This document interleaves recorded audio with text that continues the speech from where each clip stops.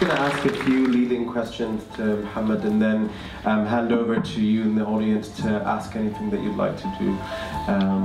You're very popular, sir.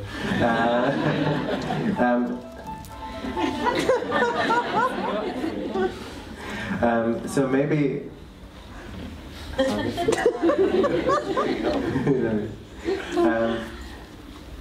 maybe I should start at the beginning. Like any project, I think it's useful context. It would be interesting to hear a little bit about the beginnings of this project and the reason why you chose to make the film. And I believe your wife scripted the film, and maybe you could tell us a little bit about its genesis.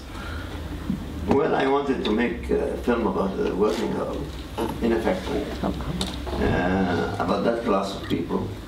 And I didn't know much about the world. And then my wife also didn't know much about this world.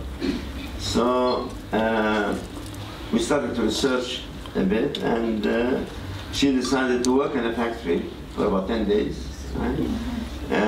Without the girls knowing that she's a scriptwriter, right? But the owner of the factory does know. And she came out of it. She didn't go there to spy on this girl. She went in to feel the language, to feel the world. And then it took 2 years to write the script. And it took 1 year to make it. So, and it's all shot in real places. I mean, there is no studio things, the alleys and where they live, it's all real. And even the production wanted me to go to a more relaxed places. I refused. I insisted on shooting there, and people living there were very cooperative. One of the interesting things about class struggle, which is in many respects you can argue is a prominent motif throughout cinema, is that it often creates a kind of sense of good and evil, or right and wrong, and one of the interesting things that I found in the film was that it became very hard to identify or to see anyone at some points as being right or wrong, and there was this real kind of blurring between the characters. Was it intentional for you to create that empathy throughout with all the different characters that were in the picture? Well, first, you look at poor people, and poor people could be happy as well. It's not true that they have to be miserable. And I wanted the film to be bright, and the film is bright. I mean, people, when they go and shoot in alleys, they get it so somber and dark, you know, and I didn't believe in that.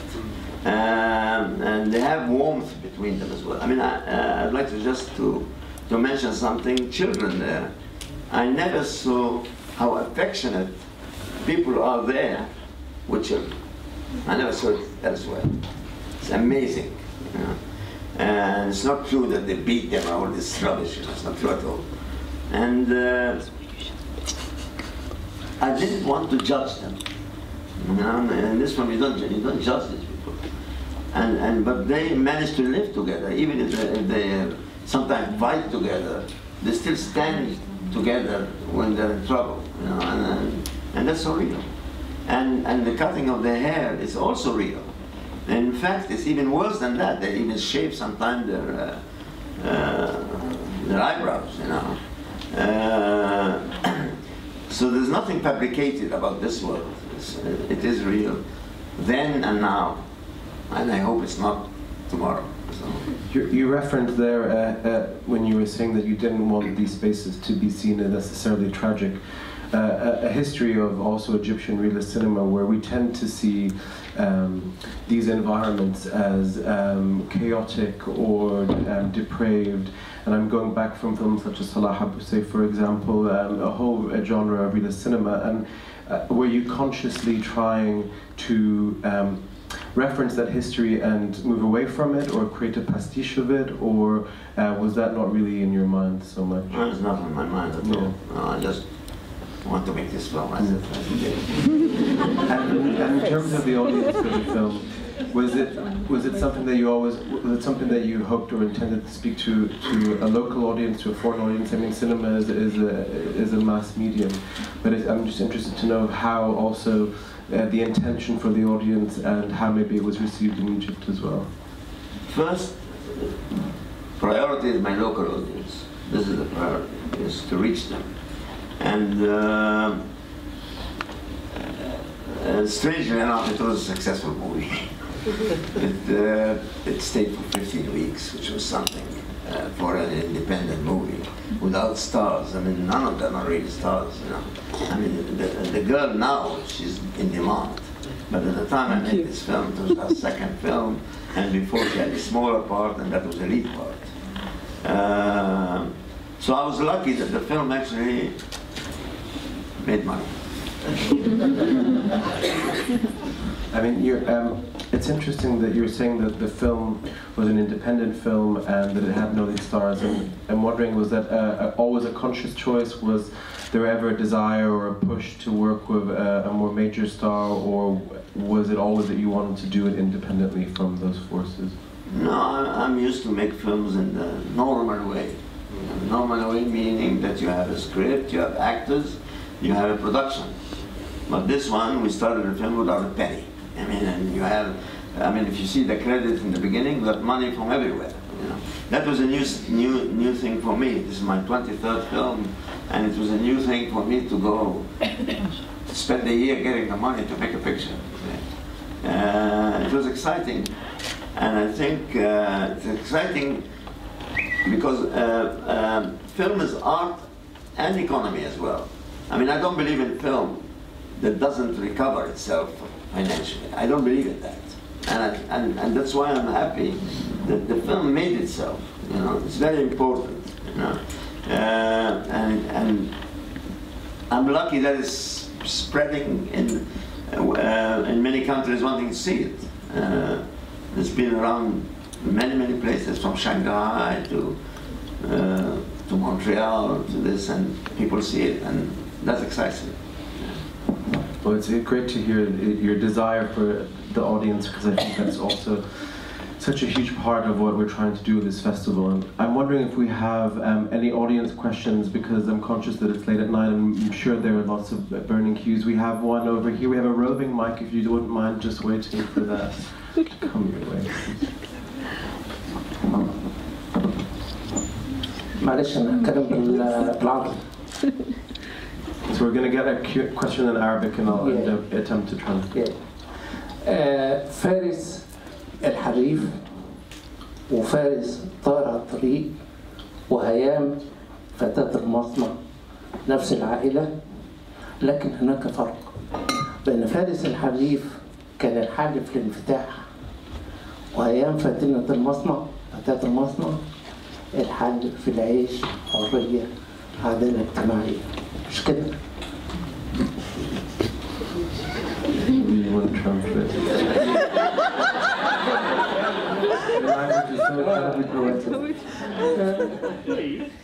Well, the gentleman is referring to other films I made and comparing it with the character of Ayman here. I don't know what to say, but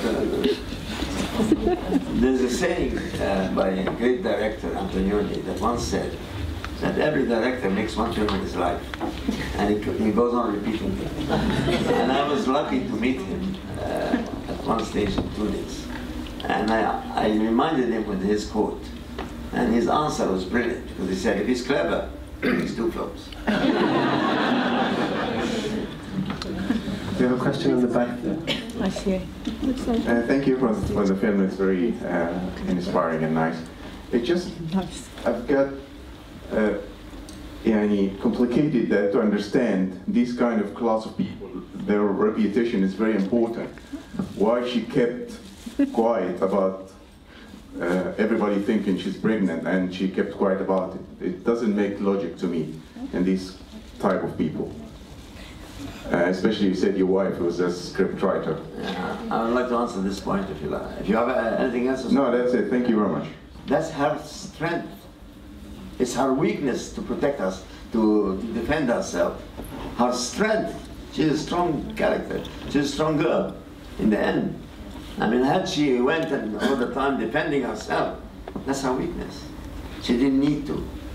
Right? But they normally do that. That's how, yes, why not?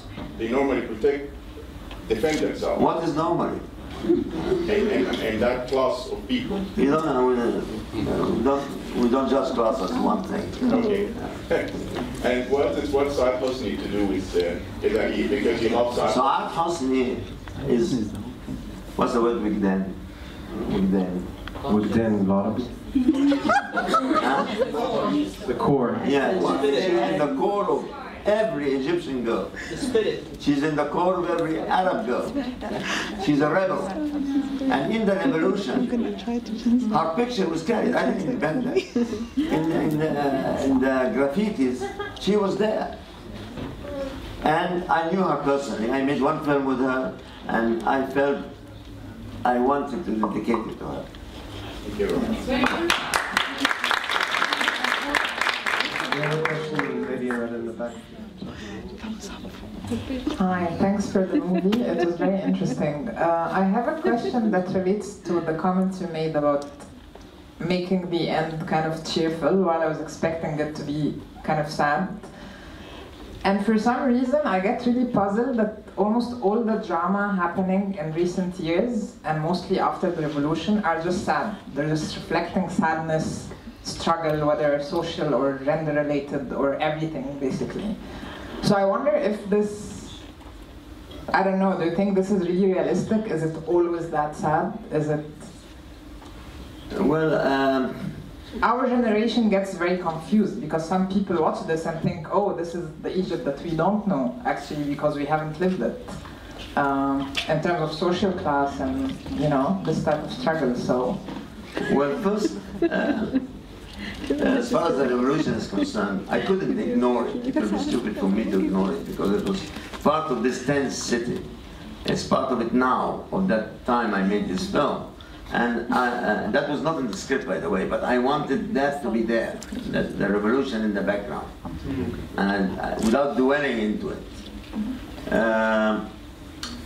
Whether the word you used, a happy ending, a liberating ending, it's not a happy ending, it's a liberating ending.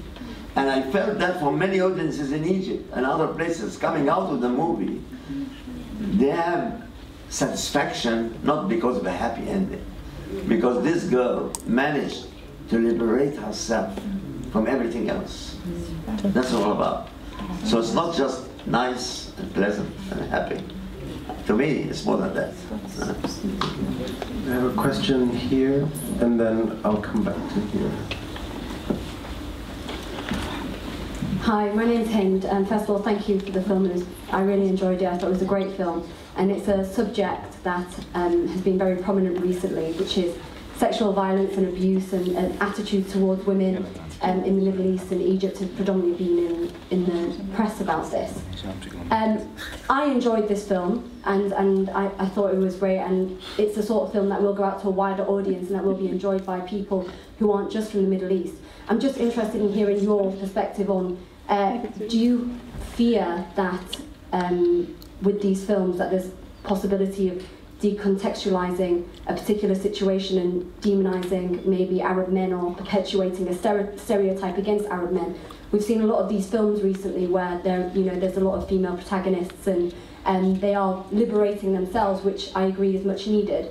But do you feel that without these films, which are isolated from the socio-political context, can sometimes perpetuate these stereotypes?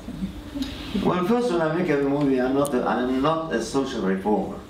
You know, I make a film with underlining characters, underlining situations. Why women? I made many films about women because they don't have their rights complete, you know, and sad, and it's true. I mean, men makes the law. Men enforce the law. Women doesn't do that, even here or anywhere in the world. They think they do, but it doesn't do. And it doesn't mean it's right, you know? But so I feel always this thing about making films about women. I love women. So.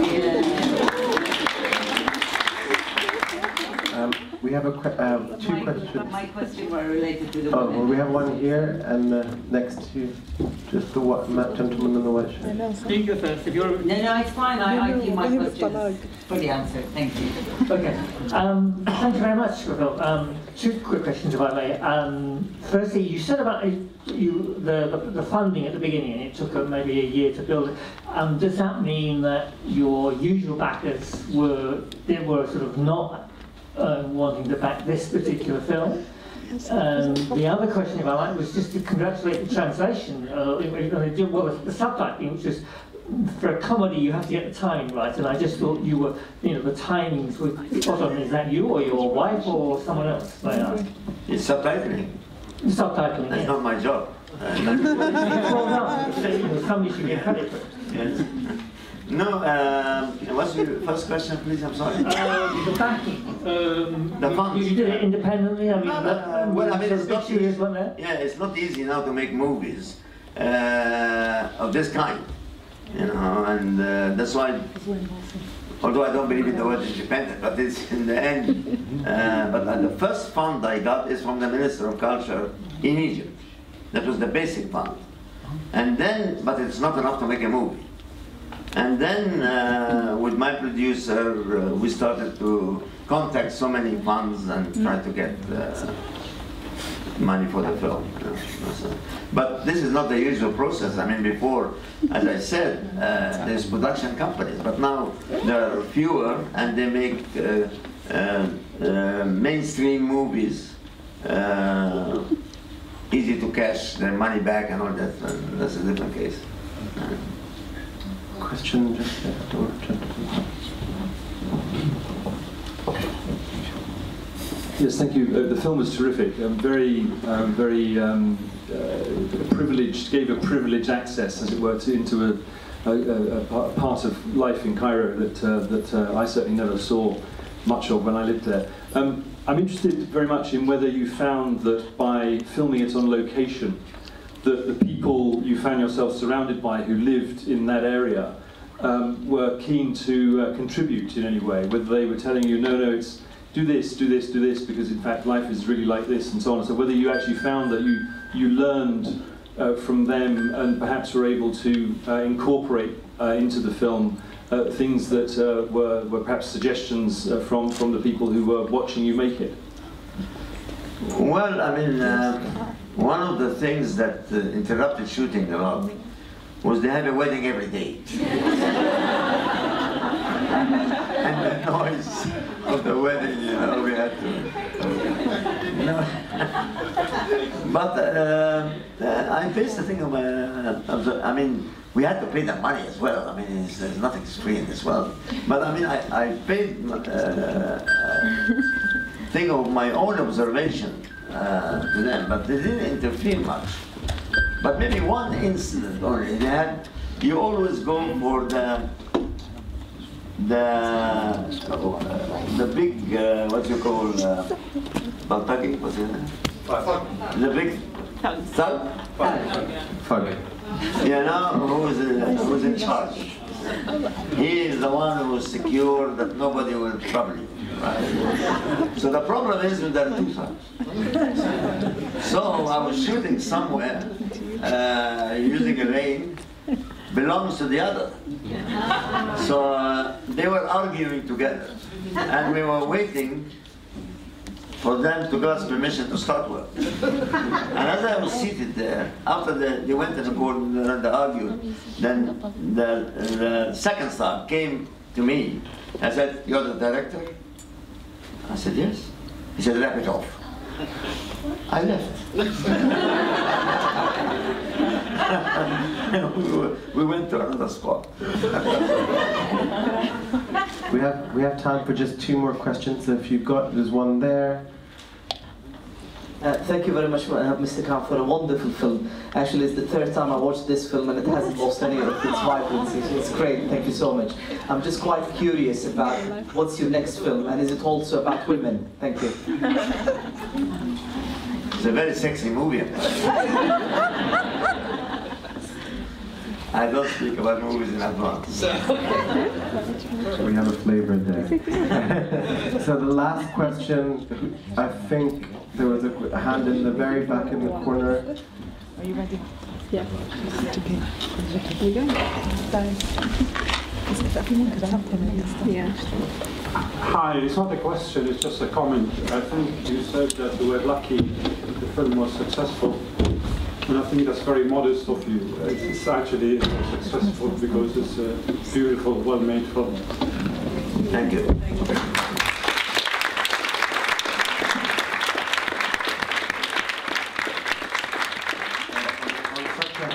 Happy and positive note we should end. Thank you so much for joining us. Thank you to British Council for supporting this evening's event, but especially thank you to... And I was just going to say my daughter's film is tomorrow. Yes, we have an entire weekend and week of amazing films and premieres, including Mohamed Khan's wonderful film Chaos Disorder. Please join us this weekend and throughout the week. Thank you very much. A round of applause for the film.